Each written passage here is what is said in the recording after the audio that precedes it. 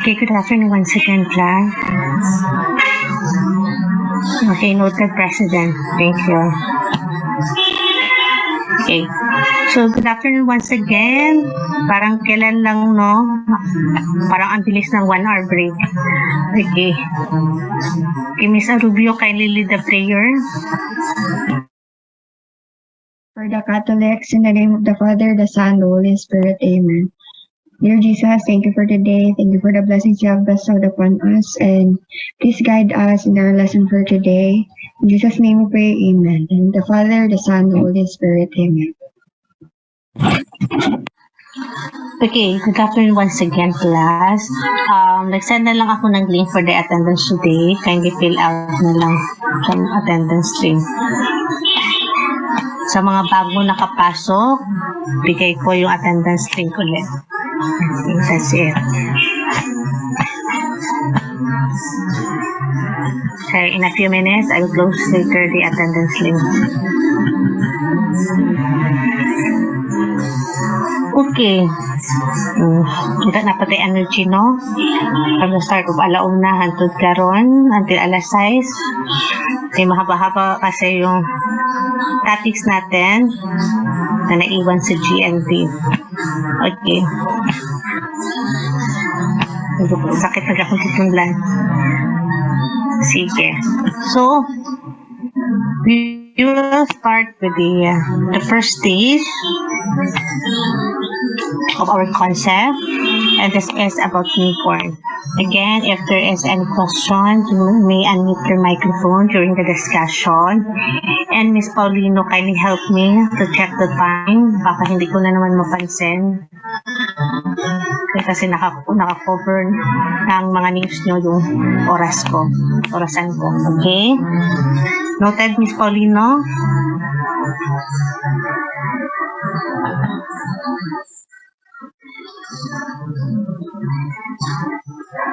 Hello, madungkan pa ba ko? Nagpakot ka istorya. Yes po, ma'am. Okay. Okay, lahat kayo naka-off na. Sige, tingnan mo na ko pugson kay Brad kayo na pang alauna mo na clip pa on. Sige. Miss Paulino, okay lang sa'yo? You will be the timekeeper per day? Or hindi pa ni ready.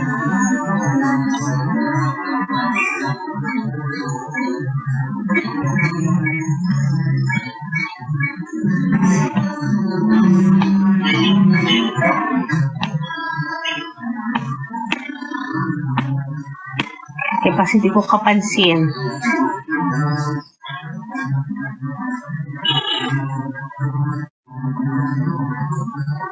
Okay, Ms. Rasunable, kindly check the time. Ato dala size lang ta ha. Kasi hindi na ako mapansin. Okay. Sige, thank you. Okay, so let's start. So, parang sa nutrition lang yung meron tayong human cycle, diba? So, sa GNT, we will start also with the newborn, okay?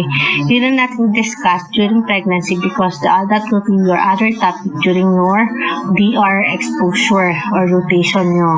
Kaya, we will discuss starting from your newborn. Okay. So, heto yung mga principles natin on how to take care a newborn. Okay?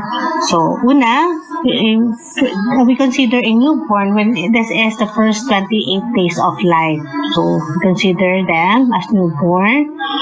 So, una, how to establish and maintain patent airway. Heto yung importante din sa newborn natin. So, dati, pag sa DR assist mo class, okay, kung kamo ang assist, you will use the suction valve para i-suction ang nose of mouth sa imuhang newborn.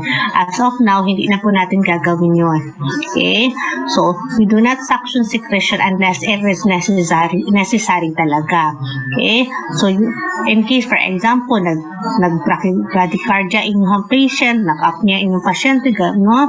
Nakitaan nyo na nag-cyanotic yung pasyente, and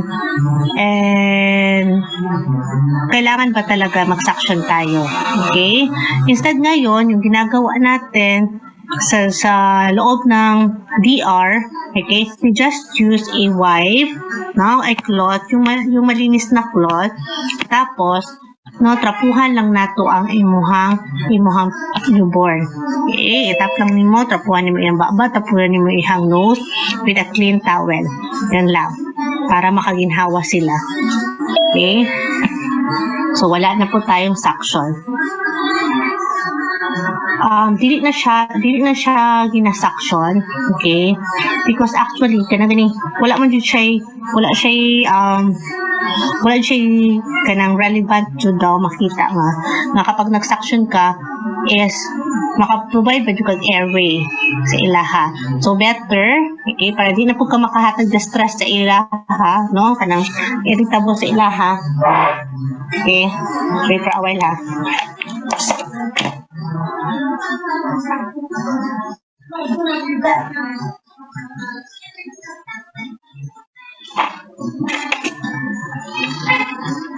Hello, okay. So, instead ng that previous yung old practice na kailangan i-suction. Okay? Kaya kung in case lang dito emergency, dira na dito mag-suction class. Kaya it can cause irritability manoon sa imong pasyente na normal lang ang airway sa imong pasyente, then gi-suction nimo iyang ilong. Okay? So mo to ang research, kaya mo tong update na di na nato gina-suction. Tapuhan lang. Pero katong sa kung time, naabutan pa nako nang naga-suction. Okay.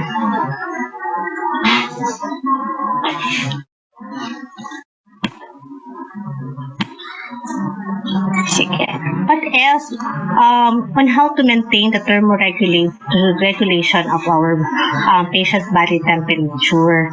So chilling will increase the body's need for oxygen. Okay, in case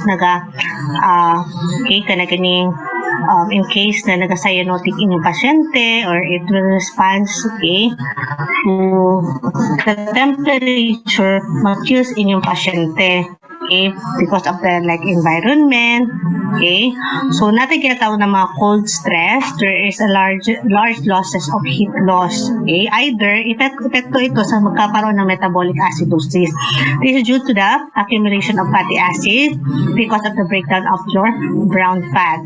Okay, so heto kasi yung brown fat is useful ito sa mga those to maintain acidosis. Okay, so kapag wala ka na, so prone ka magkaroon ng metabolic acidosis. And ano pa yung effect na magkakaroon tayo ng mga mas mawala atong mga heat losses? Either we will have a hypoglycemia. If you have patient hypoglycemia class, mapansin nyo yung excessive, masin sa adult, there is excessive profuse sweating, okay, cold clammy skin, okay, and respond to decrease of your blood sugar. In relation naman sa newborn yung nagka-hypoglycemia siya, okay, so kapag if there is excessive use daw of glucose, kasi heto kasi si liver, okay, the liver is not yet matured enough, okay, para maka-function siya well. Okay, so kaya doon hindi niya ma-synthesize masyado yung si glucose at nagkakaroon ng side effect with hypoglycemia. Okay. Next is dry the newborn immediately. So katong si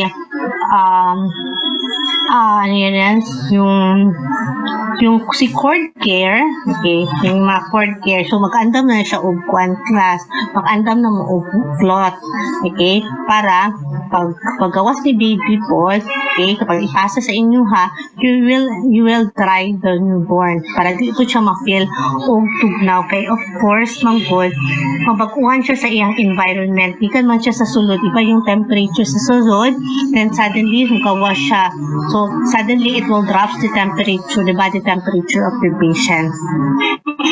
So wrap warmly with swaddling. So lang pansinin niyo pag mga baby super wrap jud sila, okay, kay di pa man sila ka-adjust sa environment or temperature nato diri sa gawas. Okay.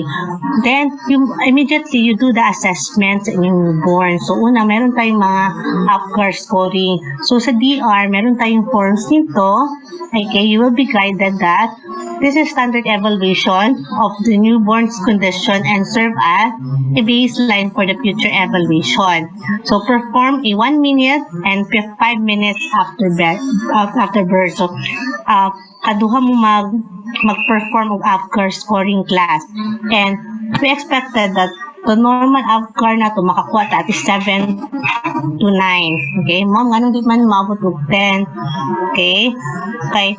Of course, paggawas mo sa baby class, medyo, di ba mapansin nato sa babies, medyo there is a maputi or sometimes cyanotic.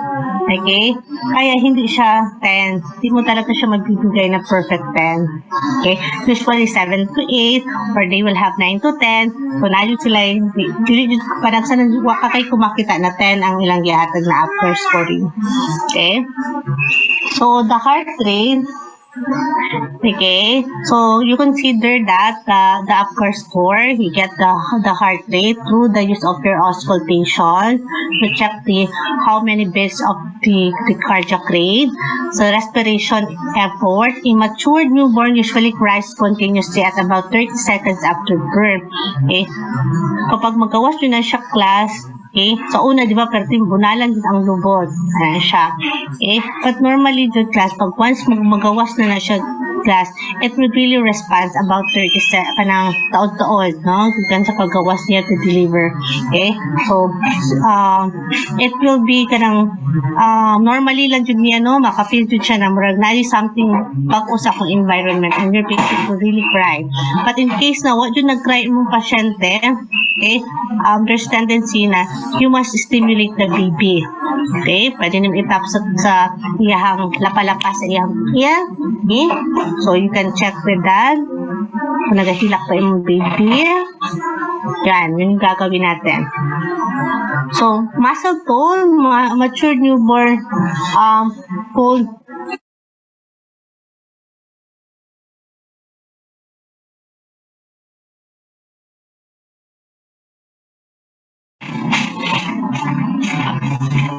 Okay. So, muscle tone, the mature newborns hold the extremity tightly flexed. So, diba, as you observe, medyo kanagaling siya magkuhan siya kanang very flex, naga-flex iyahang tiil. Okay? So, dili pa yun mo ma-straighten ang iyang mga lower extremities. Okay, so that is how the muscle tone responds.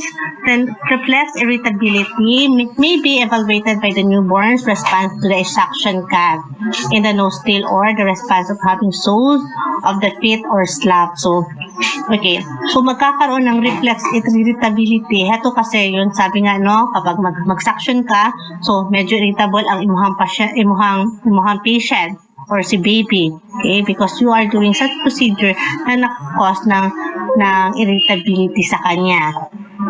Okay, next will be the color. All newborns appear cyanotic, no?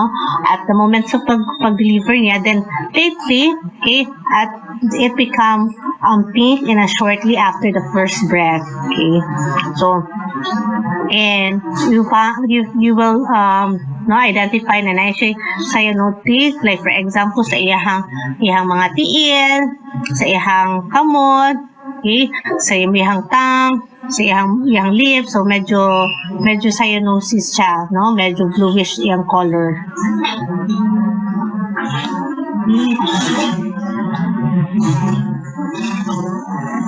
Okay. Then the Apgar score. This is the Apgar score class. So ang Apgar score stands for ang A class. This is your appearance. Then P pulse. G is your what do you call? The grace, no? A activity and the respiration. Kana ang atong gina-assess class. So the normal is 2, no, which is the good response sa imong patient. Pero kapag 0 siya class, no, kana jud kailangan jud ni siya basi pinag-code na mo ani sa baby. Okay? 1, no, bantayunon. But talagang kapag naka-0 ka na, no, there is nasa danger na talaga yung patient mo. So, mag-andam na tag-intubation dire. So, at this time, 0 to 3, serious dangers and need to resuscitate. Yung sabi ko, pwede ta mag-intubate at this time sa itong baby. Then 4 to 6, condition is guarded and needs clearing of airway and supplementary oxygen. So you can have an O2 at this time, but this is must have a closely monitoring. Minsan nasa NICU to ang baby natin. Dili siya ipagawa sa NICU. Hindi siya pwede mauban kay mami. Kailangan i-monitor si baby. Okay? And the worst is 0 to 3 talaga, kailangan talaga mas itong batayan. Okay? So yung 7 to 10, okay? So that is a good normal signs to have a good health sa imong newborn. Okay? So kasabi ko nga kanina, hindi talaga siya unusual talaga pag may Apgar score of 10. Okay? Kaya diba kaganina, alam sila you can observe the newborn have a cyanosis sa iyang kamot, okay? But that is normal lang na siya sa baby. Okay? Kaya respond mong good siya sa like the stress within the environment. Okay? So kaya medyo nag-cyanosis siya with the temperature of the environment. Okay? But later on, kinahanglan katong bluish or yung cyanotic class is mawala siya, dili po siya mag-prolong. If mag-prolong siya, okay, kailangan po siya i-address tayo. Okay, baka iba na rin yung problem ng baby natin. Okay, so we are done with the Apgar score. Dapat ay another form class. Okay, this is the Ballard scoring. So a revised assessment of Dubowitz scale or the maturity scale. So kini at this time class, we will also assess ang appearance ni baby, ang texture ni baby, ang motor function or reflexes ni baby. So, you must complete this within 3 to 4 minutes. So, to assess also the gestational age sa imuhang sa imuhang baby. Okay? So, para makabalo ka, premature ba imong baby or dili? Okay? Or nasobraan ba ang iyahang kabulanan? No? Nakagawa si baby. Okay? So, total score of both portion is compared with the standard scale. Okay. So, heto yung dalawang area ng Ballard score mo. So, una is your physical maturity. So, it's a series of observation about the skin texture, the color, lanugo, the foot, the creases, genitalia, ear, and breast maturity. So, all of these are the body part that must be inspected and given the score of 0 to 5. Okay? And should be done as soon as possible pagkatapos niya gipanganak. Sa the other area of your Ballard score, okay, aside from your physical, is your neuromuscular maturity. So, ano yung gina-check mo dito? Okay? You observe or position the newborn to elicit the different parameters. So, same pa rin, 0 to 5 pa rin yung how you will grade it. So, and this is the example of your form. So, ito yung physical maturity. So, like the skin, tanawin mo kung daghan ba siya o normal lang ba yung crack? Because, di ba, pag ang skin sa imuhang baby is medyo parang na siya crack glass, and that is yung desquamation yung tawag natin. It's just normal lang siya. Okay? So you will just you must score it, okay, according to your evaluation or assessment class. Then napansin niyo ito yung purple. Ito yung purple is this is the age of gestation. So you will also relate it to pila ka weeks, and you will get the scoring also. Okay. So kapag pagsabi tayo ng less than 34 weeks yung result niya, okay? So it shows a premature. Okay? Pag nasa 34 na talaga siya, no? Nakatungtong din siya 34 weeks, okay? Or less than 37 weeks, so pwede siya ginatawag na to late term class, okay? So, sa pa ba? Usually di ba, full term natin, 39 to 40 weeks, okay? Age of gestation, and kapag nasubraan na yung class, okay, natin mga post-mature, which is like mga more than 42 weeks. Nandugay yung kinakagawas. Okay, and most of the time, kapag post-mature ka ayuta sa atong mga baby, kinahanglan po nato is ES po. Okay. Heto naman yung second part, your neuromuscular maturity. So, na siya posture, na siya square window. Okay. So, heto yung square window. Pasabot ani is ang imong hands sa imong newborn, no? How the hand flex, no, toward the wrist niya. So, tanawon nimo kung maka-flex ba siya. So, that is pasabot sa imong square window. Okay. Arm recoil. Okay. So, your polliceal angle of this is, pag sabi na itong polliceal, di ba, nadira ang katong sa ato ang may knee. Okay? Tapos, ito naman scarp sign. Okay?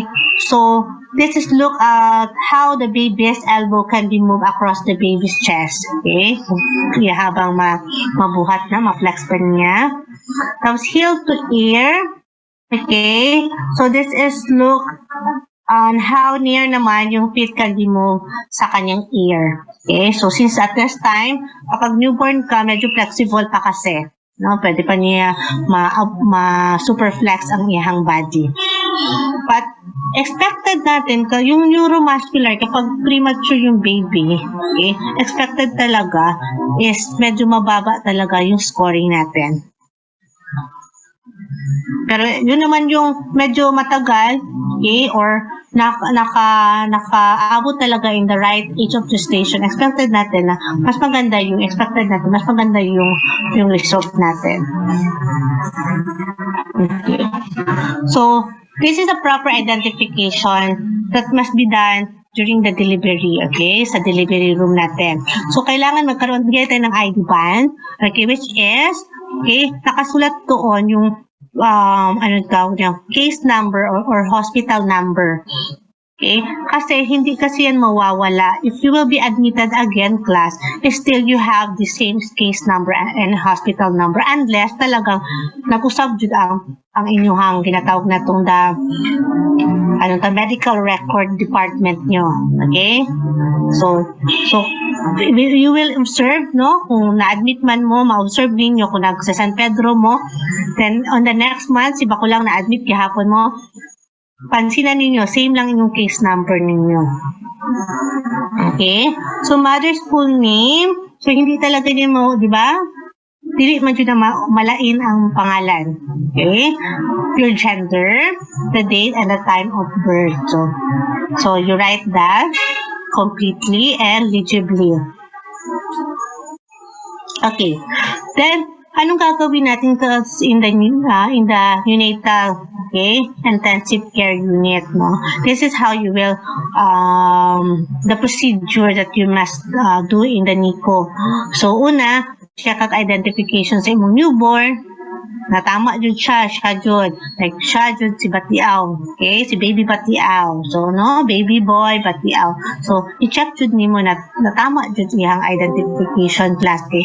Basic food class no kanang nagay duha nagsabay sa OR. Okay, balikan ko yung square window is how your arm sa imong or hand sa imong baby mo flex siya, no? Para siyang square ba? So pila ka degree iyang kaya ma-flex. That is the square window. Okay. Okay, balikan ko. Okay. So sa NICU kailangan talaga correct identification. Okay? So basic manggod class, manggod times like nanganak ka, nanganak na patient, then later on, in just a few minutes, mas wala pa kakaglimpyo gani sa inyong DR, anak po ni sunod, anak good siya class. So, kailangan correct talaga yung identification ng newborn para di kapalit-palit inyong mga babies. Next is take the temperature. So at birth, mostly have 37.2 degrees Celsius, okay? So later on, it will be maintained 35.5 to 36.5. Okay, so that's it. And you can check, okay, by using the rectal thermometer. Okay, you can get the temperature also in the anus. Okay, dira nimo isuksok ang imong thermometer, ang katong bulb sa imong thermometer dito nimo isuksok in order for you to check the core temperature of your patient's newborn. No, aside from that, nakuha nimo ang temperature sa imong patient, you can check also if there is presence of anal patency. Nabay bangag ang nabay agianan sa tae imong pasyente. If in that wala, maka-assess dayon ka and you will be ma-report dayon nimo na in regards with your assessment. And that problem nakanaganing wala kay buslot sa iyahang agianan sa tae class, and what we call that condition that is natawag na to imperforated anus. Okay?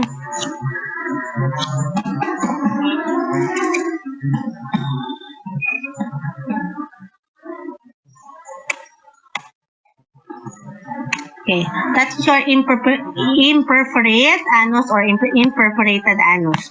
Okay. So, yan yun yung wala tayong agianan, no, sa kapag magpupo ta. Okay, matingala ka wala lagi bangag. So, mo na usually ang condition sa ato ang there's congenital problem sa imong baby. Okay. But okay. Some of the napoy uban mga country class nga dili na sila anal patency po, no, kanang dili sila naga-check og temperature. Okay? Meron din ganyan. Okay? Most sa iba sa aksila na sila naga-check ng temperature ni baby. Okay? But if your institution is doing like this, ang ilahang goal po ana is not only to get the core temperature of the baby, but also to check if nabadyo bangag ang iyahang agianan sa iyahang tae.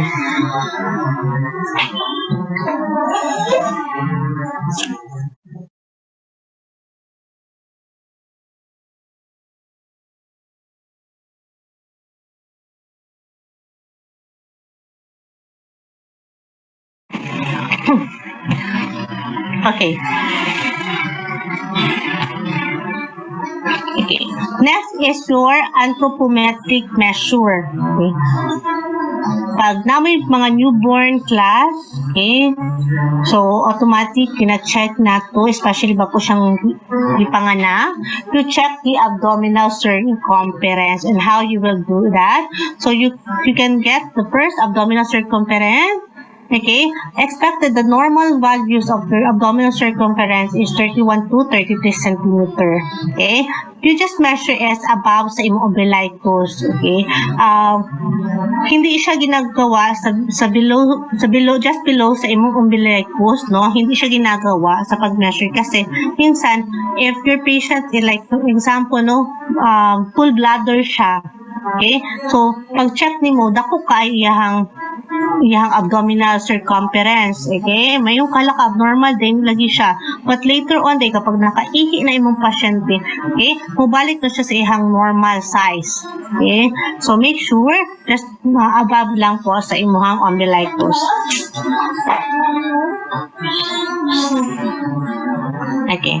Next is your, after, no, nakas imong abdomen, next also your head circumference. And this is 33 to 35 centimeter yung normal natin. Okay. Ang uban class, okay, naapay mga factors na dili kay nimo siya makuha og kana ganing tarong ang imuhang head circumference. Okay. Kay sometimes there is deformity sa head sa imuhang baby. Like for example, kana ganing maglisod og pagawas ang imuhang the pregnant woman, the mother, maglisod siya og deliver kay baby. Tapos gawas sulod si baby, maglisod siya utong, kumbaga ana, no? Dili mo sabay ang utong sa rhythm sa pagpagawas kay baby. And therefore, there is kanaganing changes in the shape of the baby's head. Okay? Pero lahi ihang uban is kanang elongated na ang ulo. Okay? Because of that incident. Okay? Pero later on, okay, mubalik ra pud to siya class katong medyo elongated niya sa iyang ulo. Okay? So, maybe after 2 to 3 days sa iyang pagpanganak, okay, mubalik lang pud sa normal form sa iyang ulo, no?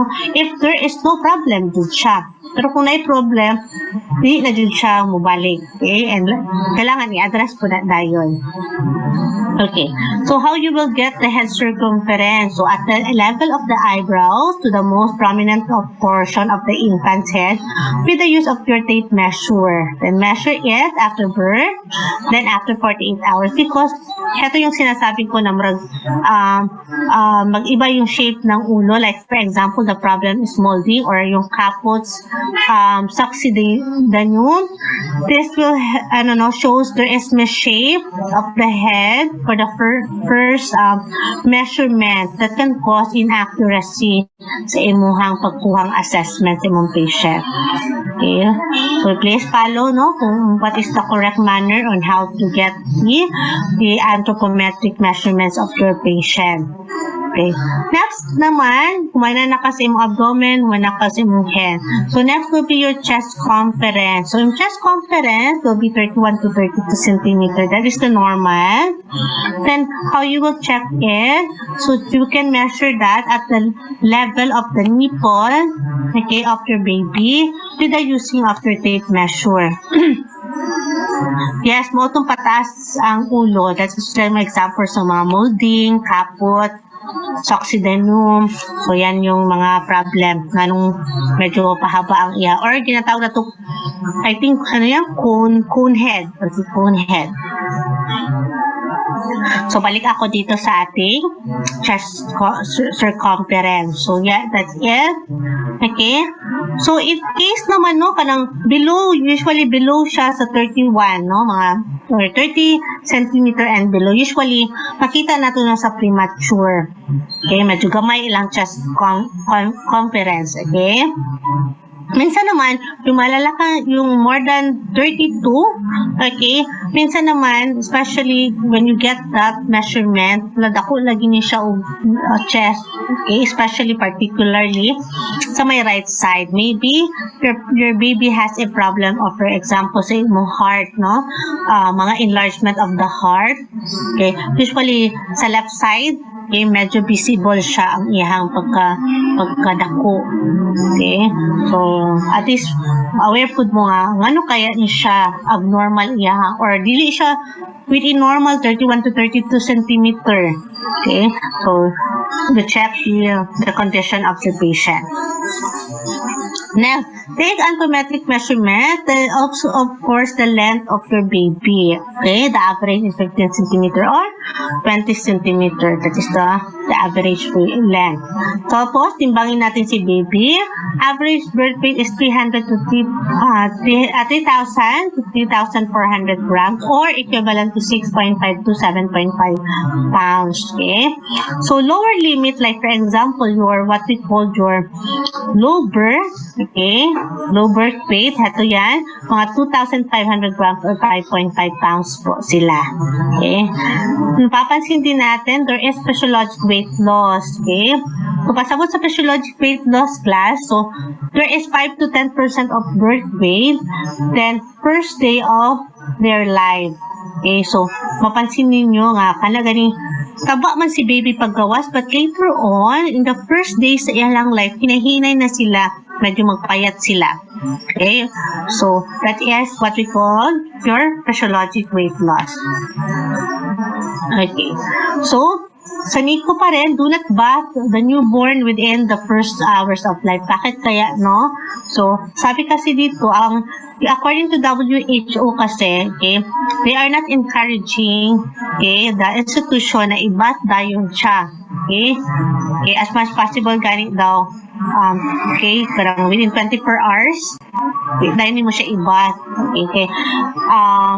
Because, sabi ko kanina, no, your patients adapting the new environment. Okay? So, kapag maligo siya class, iliguan na ni mo dayon, so tendency, ang temperature sa imong baby, it will be decreased. Okay? Namugno na yung pasyente dayon. Okay? Kaya pa man siya ka-adapt dayon. So, next is your vitamin K administration. So, heto yung magbibigay tayo ng vaccine na vitamin K through IM sa at the thigh or vastus lateralis of your baby. Okay, so it facilitates production of clotting factors to prevent bleeding. So, since pa kasi, sabi ko kanina, hindi pa kasi well-developed yung mga organs ni baby at this time. So, there's tendency, the baby is like mga intestine, the brain, okay, they are prone to have bleeding. So, hatagan na nato daan o clotting factors na si vitamin K. 0.5 and 1 to 1 milligram IM at the lateral aspect of the thigh or the vastus lateralis. That is the good point of your or the site of your giving your IM or intramuscular for the newborn. Hindi pa kasi natin siya ibigay like sa deltoid, hindi pa kaayon natin siya ihatag. Okay. So, yung magbibigay natin sa deltoid is if you are familiar with BCG. Okay? So, intradermal natin yung binibigay na vaccine. Okay? So, next will be your NICU again. So, dress the umbilical cord. Check for the presence of your AVA. Ano yung AVA? Artery, vein, artery. Pasabot class, kanang sa umbilical cord sa imong baby na ana siya tulo ka ay duha ka vein ug isa ka duha ka arteries ug isa ka vein mo na siya the acronym is ABA. Okay? Okay, so it will be actually no katong imuhang ang sawa na kanang pusod glass kato gani. Okay, it will just fall off for 7 to 10 days lang jud to. Okay, that's just normal lang jud siya, matanggal lang jud to yung cord clamp. Okay, na may clamp, yung naka-clip. Tapos, ang katuyang may puso, batangga radyo to siya class. So, crease prophylaxis, heto yung nilalagay sa mata ni baby. Okay, this is a prophylactic treatment of the eyes against ophthalmia neonatorum or tinatawag natin gonorrheal conjunctiva. Okay, for example of this type of medication is your terramycin. This is kind of antibiotic also. Okay, ophthalmic ointment you can give 0.5 to 1 centimeter each size, each eyes, no? And the manner that you must give this one must be in the gikan sa inner canthus going to the outer canthus. Okay, that is the right manner on how to give the medication.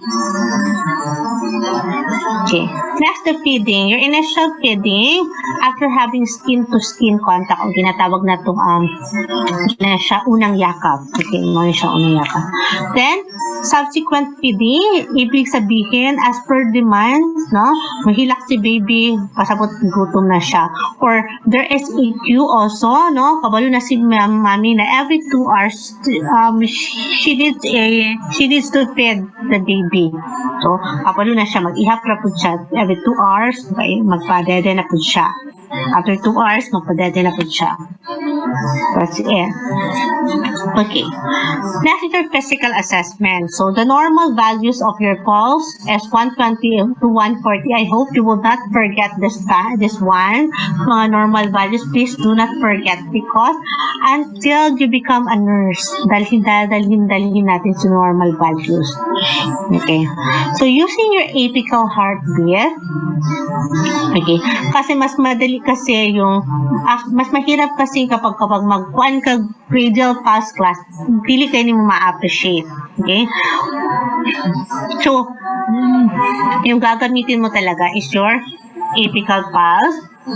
Okay, you check the cardiac heartbeat at saka cardiac beat at saka cardiac rate at saka pwede din, okay, pag madako-dako na po yung baby, pwede ka na mag-brachial, yung mas visible sa kanya, mas dali sa inyo, ha.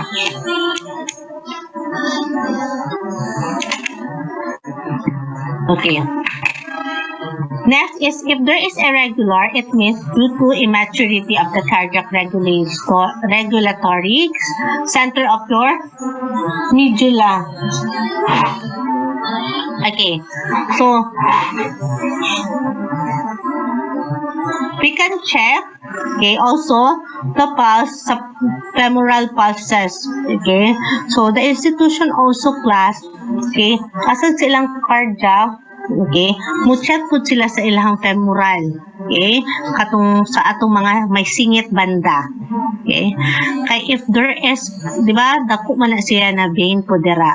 Okay, if there is problem with that, baka magkakaroon tayo ng mga tawag natin interruption sa imong aortic. Okay, sa imong aortic part. Okay, so there is a problem with your ductal dependent coarctation. Okay, so that's it.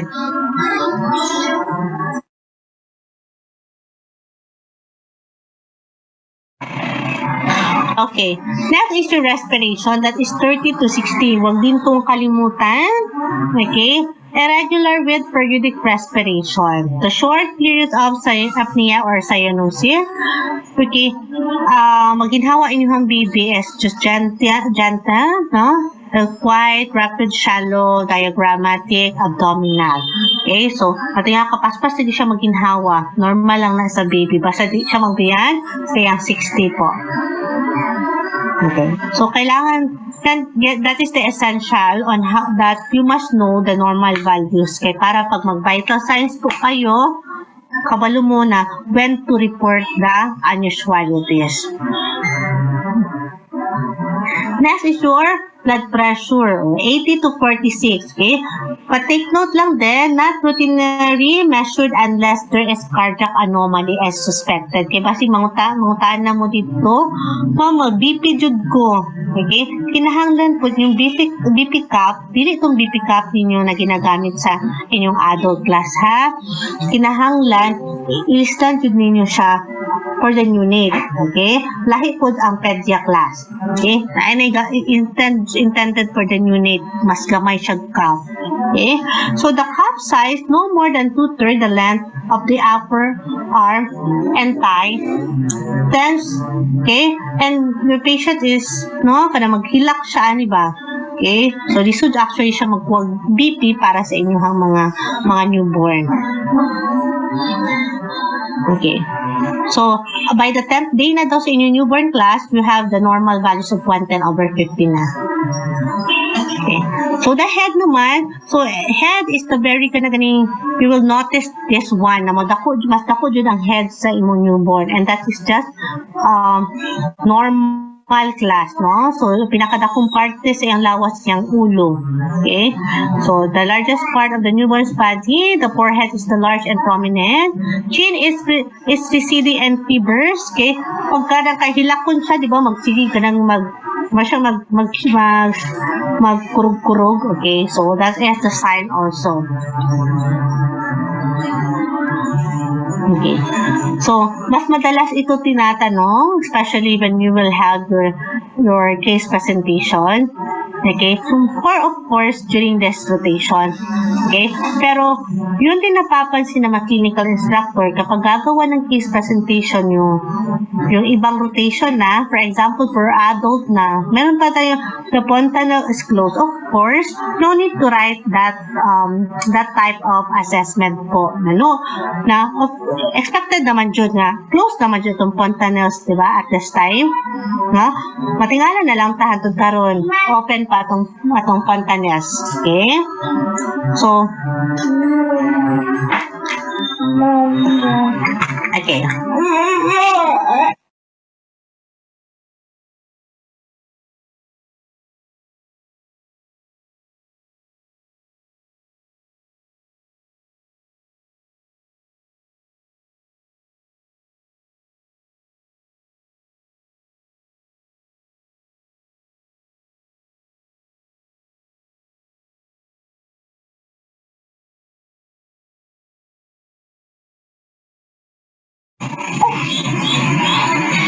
Sige, naka-advertisement ako ang infant. Okay.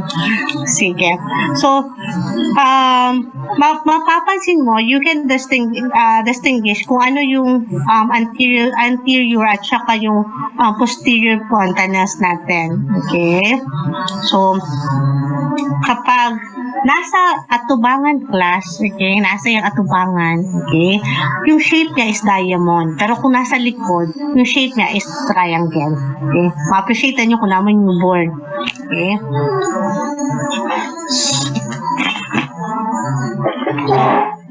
It's located, yung anterior natin, located at the junction of the two parietal bones of the two fused frontal bone.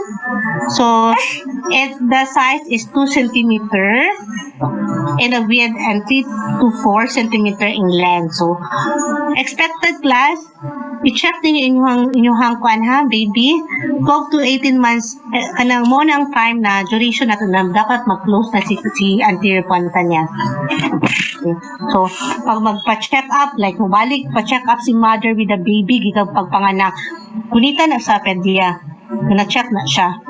Kung nag-close pa na siya, wala. Okay? If abnormal findings, like for example, sunken in yung fontanelles, na yung possibility it is dehydrated, dehydrated yung pasyente. Okay? First bulging, kanagapitik-pitik, okay? First increase of your ICP or your increased cranial pressure. Okay. Next is your head. Again, sa imo naman ito sa imo anterior, which is diamond, ang shape. Siya to naman si posterior, sinabi ko na triangle. Then, it has a 1 cm in length. Expected naman, mas madali siya mag-close ang likod. 2 to 3 months tayo. Okay? So, it's located at the junction of the parietal and ocular occipital bone. So, yung sutures, it separates line of the skull. If you still remember your anatomy, overriding is normal at birth and should be appear separated or fused. Okay? Ito yung picture ng mga sutures natin. Okay. Para na ka na mga tunga-tunga. Okay. So, this is kining drawing din na murag diamond. Mo ni imuhang anterior fontanelle. Okay. Tapos kining triangle, mo ni mong posterior fontanelle. Okay. So, ito yung problem natin, sinasabi natin yung molding, okay? So, part of the head, usually vertex, that engages most to fit the cervix, okay? To fit in the cervix, contours leading to prominent and asymmetric appearance of the bird, okay? Kung tayo gamay kayo karta ang ato ang mother, na dili ka sa ego si baby, medyo karoon tayo ng deformity sa ulo. Okay? That's molding. It restored to its shape within few days after birth. So, mo-return lang din siya class. Balik na siya. We have also ginatawag ng cranial tap. Ano to? It is to localize softening of the cranial bones. The condition corrects itself with the treatment after few months. So, natin ginatawag katong kaganina, for example, gihapon katong cone head, that is your caput, succedanum, at meron tayong Josefa hematoma, parang nabunog ang iyahang ulo. Okay? That is a factor pa rin and how the baby is being delivered. Okay. Finish the class examples imuhang kaput your succedanum. Okay. Medyo nag-swell siya. Okay. Mura siya cone. Okay. Pero hindi yan harmless lang yan. Okay. Mabalik na dyan na siya. Okay. Ito yung Josefa hematoma. Okay. Okay. Ito yun. And this is like for example because of the trauma. Birth trauma. Okay. And sometimes it has kanang mga blood sa imuhang between sa imong skull kaya nagkakaroon siyang ng medyo kanang murag hubag. Tapos medyo medyo sa kanang color niya is kanang murag ganing bunog. Plus mo na po siya nga niya. Okay. So, this is the difference between pag mangingon tao, kaput sa succedanum at your Josefa hematoma. So, edema in the skull, tapos meron siyang collection of blood naman isa. I mean, edema of the skull yung si kaput. Okay. Location niya is the presenting part. Ito naman, since yung Josefa, it's between your periods, the costume of the skull, bone and bone itself. Okay? So, they are the same, kung bakit sila nagkakaroon because of the causes like pressure, okay, or trauma. And the period of absorption is last 1 to 3 days yung kaput and mas matagal yung mawala yung Josefa hematoma. It will, last several days. Then there is no treatment for your kaput. Pumalik lang din siya, in the right time. Okay? But your Josefa hematoma is supported by your parents.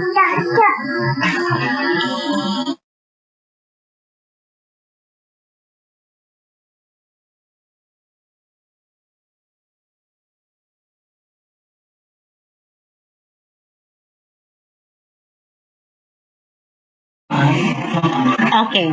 So, with the eyes, mapansin ninyo, medyo parang, usually cry, maghilak, pero wala pa siya presence of fear. Okay? So, matingala ka na, hilak-hilak naman siya si baby, wala man siya, drama man tayo, wala man siya luha. Okay? So, expected pa na wala pa siya fear class. Okay? So, ginatawag natin small subconjunctival hemorrhage due to the pressure during birth causing rupture of your conjunctival capillary. Yeah. So, it completely absorbed in 2 to 3 weeks. Meron din tayong edema around the orbit or on the eyes. It remains until the first 2 to 3 days of the patient's life. Okay? So, makita natin yung pupil niya. Okay? Medyo dark talaga. Okay. So, yung cornea ng baby nyo is medyo round. Okay? As compared talaga kanang mura siya compared to the adult. So, makita niyo ang imuhang baby. So, expected sana ang normal, dapat wala ko siya ka naman hemorrhage, no? Matingala ka naging siya dugo, no? Naman ni ano man do redness, ano may purulent discharges. So matingala report na dahil mo ang mga unusual at this class. Okay. Next is the ear. So the top part of their external ear should be in line with your outer canthus of the eye. Okay. So there are small tags of the skin associated with abnormalities but are isolated findings.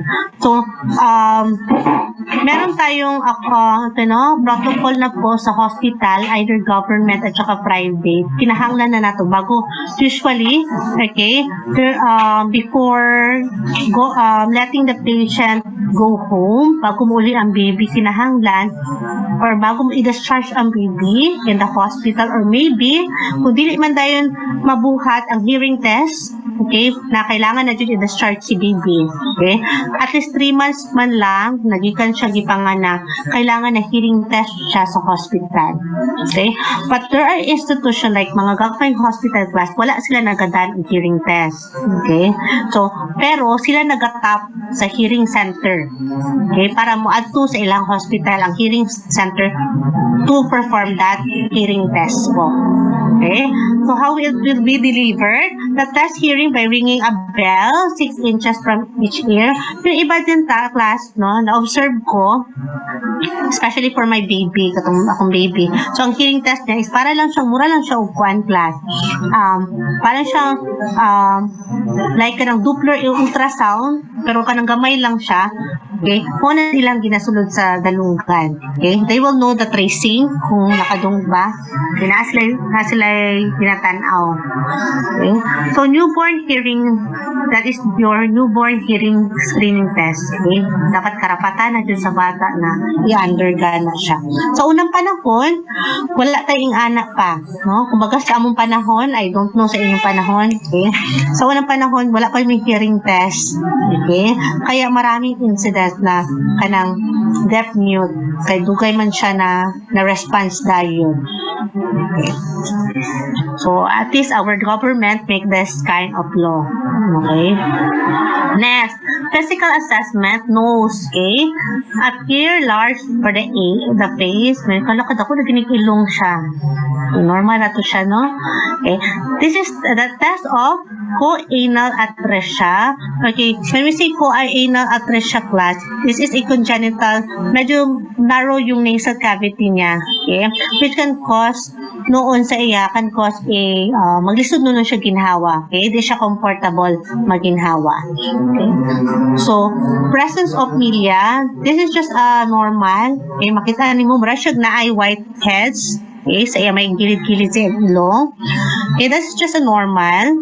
The small pinpoint white or yellow dot usually found in the nose, forehead, and the cheek. Okay, so that is a normal in response of the sweat gland. The sweat glands get black na at this time. Kaya medyo meron silang mga tinatawag natin murag white heads. O yan. Yan yung sample ng mga whitehead. Okay? Madalas sa mga gilid-gilid. Okay, dere. Puti-puti. That's it. Sa cheek nila. Okay. So, next naman sa mouth naman yun. But you can check the Epstein pearl. So, this is a small round glistening well circumscribed cyst on the palate. So, trash, kapag medyo may trash sa class, may mga puti-puti sa imong kababa, it's a candidate of having a candida infection. Okay? So, there is white or gray patches on the tongue and the side of the cheek. Next is the blowing bubbles of mucus. It's suggestive of having a tinatawag na itong TEF or your transesophageal fistula. Okay, so this is a abnormal condition class. Okay, now which is the tube that carries imuhang pagkaon padulong sa imuhang, no, coming from the mouth going to the stomach sana is nagkakaproblema tayo dyan. natal teeth, some of the newborn have a eruption of the teeth at this time. Okay? So, paggawas nila na nalagi siya teeth, no? So, matingala-kala ka, miracle baby siguro ni kay na teeth sa paggawas. Okay. So, meron din siya. Okay. Actually, pero bihira lang po siya. And this picture example of your Epstein pearl. Okay. So, this is a harmless cyst po, no? So, kanang mawala ra pud ni. Okay, after few weeks ay ang pagkadako mawala ra pud siya. So, regarding naman sa neck, a short and chubby, no, with crest in fold, head should rotate firmly on the neck and should be able to flex forward and back. Okay, that would be accepted to the newborn. Sa chest naman, tapos na kayo nagkuha ng anthropometric measurements sa chest conference, you must also check the assessment, no? Sabi yung dagway sa chest in one patient. So the chest, it should be symmetrical. Breast must be engorged. There will be mixed milk. So, especially kapag ganing medyo murag inverted tanawon or na-line ang ihang nipples sa imong baby. Okay? Natingala ka na yung puti. Okay? That is rich milk. Okay? That is normal. This is a thin watery fluid secreted by the newborn breast. Retraction should not be present. Okay? What is retraction? Kana gani ang imuhang ang chest nimo is kanang nag-retract siya class. Okay, hindi ko makita. Kanang makita din mo ang prominent sa imuhang mga sa kabukugan sa imuhang chest. That is retraction. So it shows abnormal respiration sa imuhang patient. Yan, abnormal sound, there's grunting. Okay, that shows a suggestive of respiratory distress syndrome. Okay, high crowing sound, suggestive of stridor or mature tracheal development. Okay, how about the skin of your patient? For normally, it with ruddy complexion, kumbaga, pagpanganak class, diba, medyo dito yung mga cyanotic on the, like, acrocyanosis yung term natin, medyo na i-purpose iyahang kamot, okay, sa iyahang tiil, okay, tapos later on, okay, it will be, the color will turn into like mga reddish, okay, medyo rosy cheek siya, kadang malaka pink lagi kayo siya na bata, red lagi kayo siya na bata, ano siya. So there is generalized mapping, okay, cyanosis, no, kada basig dili na siya acrocyanosis, no, cyanotic na jud kay imong patient, lahi na pud siyang istorya. You need to address that concern. Okay. Ito yung sinatawag po. This is a normal, no? Acrocyanosis. Medyo bluish yung dito sa kamay niya. Okay. Yung tiil, yung lapa-lapa. Medyo lips niya. Okay. That is a acrocyanosis. This body pink, extremities blue, normal during the first 24 to 48 hours of patient's life. Okay. Pero kapag central cyanosis, so ang cyanosis niya ay taken sa trunk, no? Center. It indicates underlying disease state or kulang talaga ng oxygen si baby at this time. Okay? Gray color si baby, baka na may infection na po tayo.